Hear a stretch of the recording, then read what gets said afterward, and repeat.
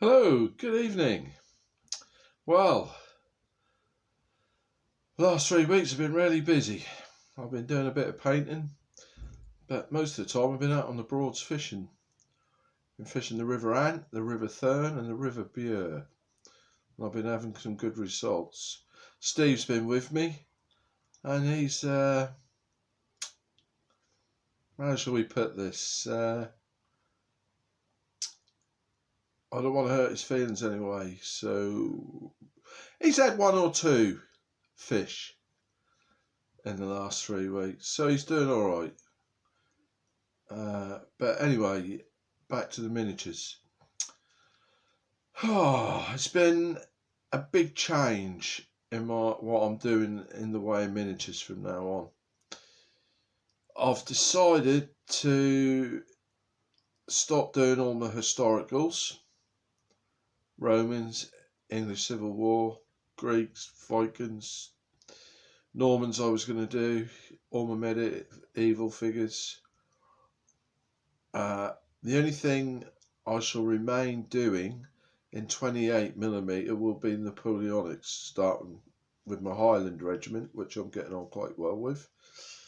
I haven't touched it for a couple of weeks, but I've had days where I've just had a good day on it. And then, so that's all I'm going to continue with in the 28mm will be Napoleonics.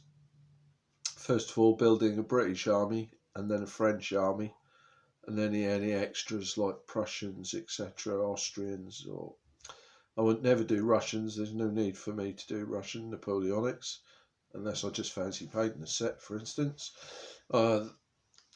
Did see the ones that the miniature painter Justin did, and I thought they were quite good, and I did actually contemplate on getting a couple of boxes because I've never painted Russians. But then I had this big change in my life where I've now decided just historical 28mm figures, Napoleonics only.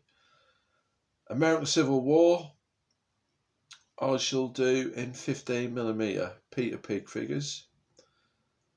So that's my 15mm sorted out. I don't mention much about those on this channel. I don't mention much about the Napoleonics except recently over my Highland regiment. So that's that sorted out. But what I have got right into and what I will be doing a lot of are A Song of Ice and Fire miniatures from Dark Sword Miniatures in the CMON game, A Song of Ice and Fire, which is obviously Game of Thrones. And I did buy a Baratheon Starter Set, and I've been painting the figures and I've really enjoyed it. Really enjoyed it. 32mm scale, easier on my eyes, not so fiddly figures to hold, and I really enjoyed painting them. We'll have a look at some of the ones I've done in a little while. I've done a set of Stag Knights, 2 sets of Wardens, one in yellow of Stannis Baratheon and one in green of Renly Baratheon. And I've got a set of Sentinels to do as well as character figures, Stannis Baratheon and Renly Baratheon. There's a woman there, there's another bloke, etc., etc. So that'll be the first thing we have a look at. I'm really happy with those. And then that led me down another path. So all I'm doing now, 15mm American Civil War, 28mm Napoleonics, nothing else there until we get to 32mm. And the Song of Ice and Fire miniatures led me down. I came across Highland miniatures, and I was looking at Highland miniatures 32mm scale. The next thing I'm looking at on YouTube is 3D printers. And I decided to treat myself to an Elegoo Mars Mono. I was going for the Elegoo Mars 2 Pro, but that's 270, and I believe I can get the Mono for 200. 200 quid for a 3D printer. 20 quid for a bottle of resin. Got me thinking, so much so that is why I took this big change in my miniature painting.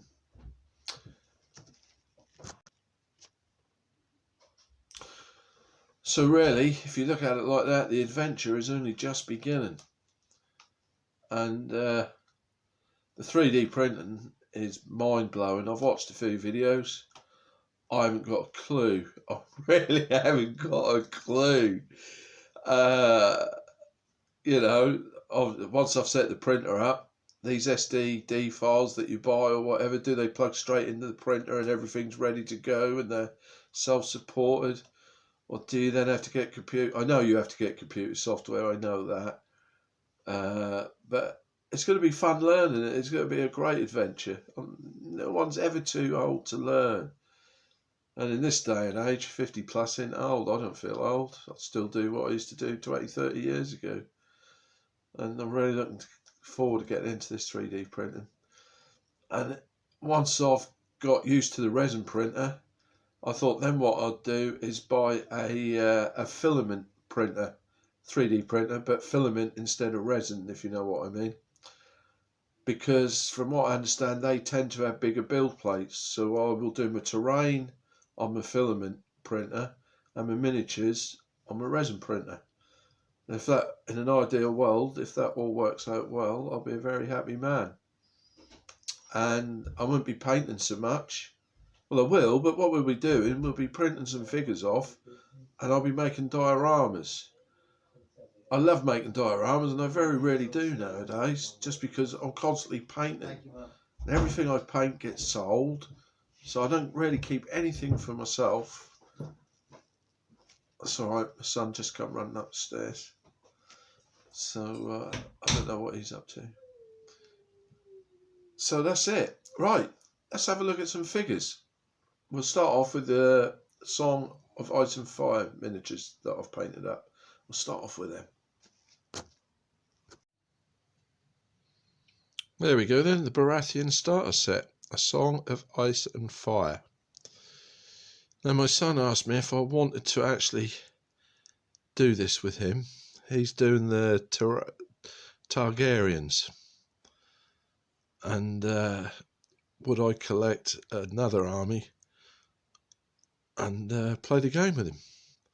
So I said, yes son, of course I will. So Baratheons I started with. And I really, like I said earlier, I did really enjoy painting these. Now at the back, before we go any further, there's 4 mounted knights. Now they're not Baratheons, they are Hedge Knights.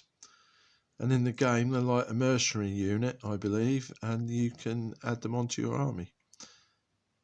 They will fight for anyone. Let's see if I can just zoom in and we'll just see what these are like. Like I said, I really enjoyed painting them. They're 32mm scale. And the standards are embossed with the design. No need for transfers or anything like that. The bases are nice. I put a black outline on the bases, I like that. And these front ones we're looking at are Stag Knights, so they've got the antlers on their helmets. And they are in Renly Baratheon green. And they come out of a tree. And behind them, in Baratheon, Stannis Baratheon's men in yellow, with the red stag, a set of wardens.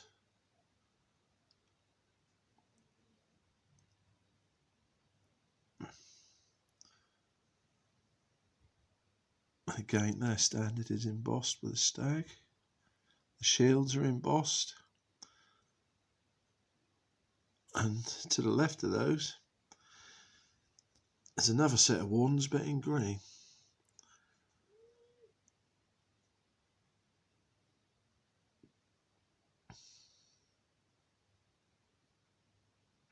I'm happy with those. And at the back there we have the 4 Hedge Knights, which I've added a few bits to. The one on the yellow horse is holding the mace. He doesn't come with that mace, he's actually holding just his reins. But I thought I'd give him a mace.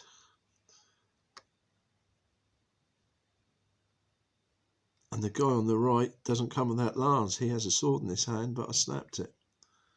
So why not give him a lance? And they were nice to paint as well. 32mm scale, the Mounted Knights. Plenty of detail on them. Come out a treat.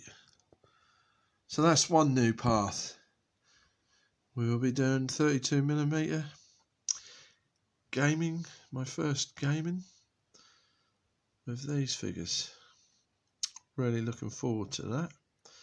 I just need my son to paint quicker than he's painting before he can challenge me on the battlefield. Now the other thing that happened this week, my wife brought me a set of Cowboys and Indians that I used to play with in the 70s. They're not by any brand like Airfix or anything. They're just moulded plastic, but they bring back so many memories. So I'll show you what I mean. Let's have a quick look at them. This is what I mean. These little 1/7/2 scale, I would say, plastic moulded toy Cowboys and Indians. I had loads of them, and I would go. The thing, I used to collect them, and they used to fit in with my Airfix US Cavalry and Airfix Indians and the High Chaparral set and the Cowboys set. But with these, the thing was, you'd get a bag, your mum or dad would bring you a bag home, and now and then there'd be one in the bag of a completely different colour. And you'd be so pleased that there was one in there of a completely different colour that you hadn't had before. Like the Indian Chief on the left in the middle is in pink. I think he's the only pink one in the bag. There's quite a large bag of them, as you can see. So I will check that out. But yeah, I used to love these. I had loads of them. Then I've never seen them for years. And then my wife just, out of nowhere, come up, hello, I've got these for you. And instantly that just brought back so many memories where I used to live at that time. And yeah, great. Anyway, while we're on the workbench, I'll just have a quick look and see what I've actually got going at the moment. I've got 6 sets of Royalist Warlord games, Royalist English Civil War regiments on the go. There's 2, each regiment have got 24 men in, and there's 2 of the King's Lifeguards. There's Prince Charles Regiment, and then you've got Baggett's Regiment in purple, Hopton's Regiment in light blue at the back. And was it Gilbert, Thomas Gilbert? I can't remember. I'm sure it's something like that, in yellow there at the back. And then I've got 4 sets of Cavalry English Civil War I'm doing.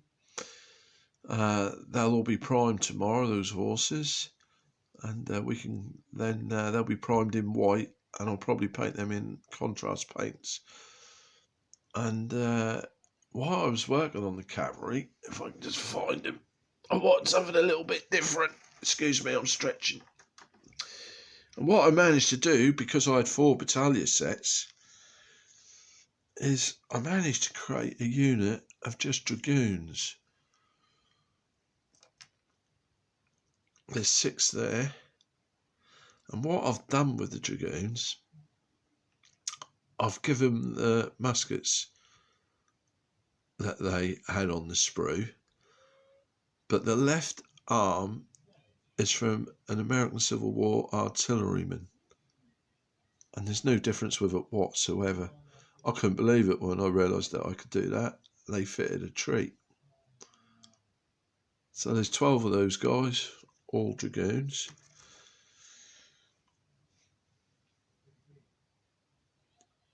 And I've just started blocking in the colours on those. So 6 sets of infantry and 4 sets of cavalry for the English Civil War that I hope to have done by mid-December or even earlier. So I'll have to cut down on the fishing, which, as it's now turning cold, probably won't be a bad thing. What we got over in the corner is, I haven't touched it for ages, just down by the water jar, is my first 25-man strong American Civil War Union Regiment. And that's about it. You've got the Highlanders and the British Napoleonics on the sprues at the back. I'm working on them. I've just based up another 3 sets of Warlord Roman Praetorians. They'll be going on eBay, just like their brothers and sisters did. And basically, that's about it from me. So as you can see, lots going on. That's about it. What I've been doing, along with my fishing.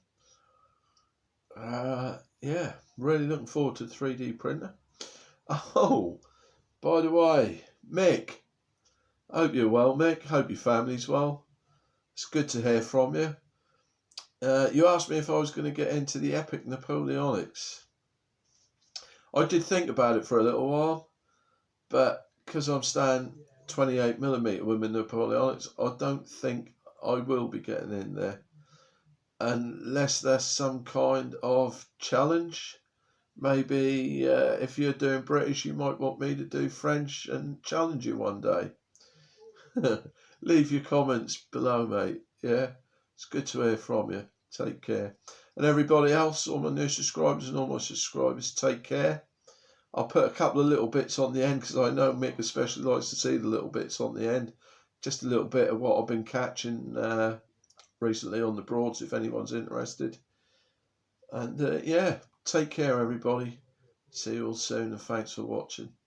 Bye-bye. Just spent a few hours in Roxton fishing with Steve. I just happened to catch this little perch. Really happy with it. Really nice coloured fish. Really nice piece of art. So it's time to slip him back in the water. He weighed £2 and 7 ounces. That's the biggest perch I ever caught. So we'll get him back in the water and then we'll head home. Just press get me in. Well, just popped down to the River Chet at Loddon to fish the boatyard. 4 hours with me and Steve fished. Lovely net of skimmers, mostly on bread and double sweet corn to size 14 with a £3 hook link. Really pleased. Steve had a lovely bag of fish as well, so we both had a lovely evening. Nearly as good as Roxham. Just a shame the big bream didn't turn up. You can turn that off in your own time now, Steve. You've got good footage of the fish.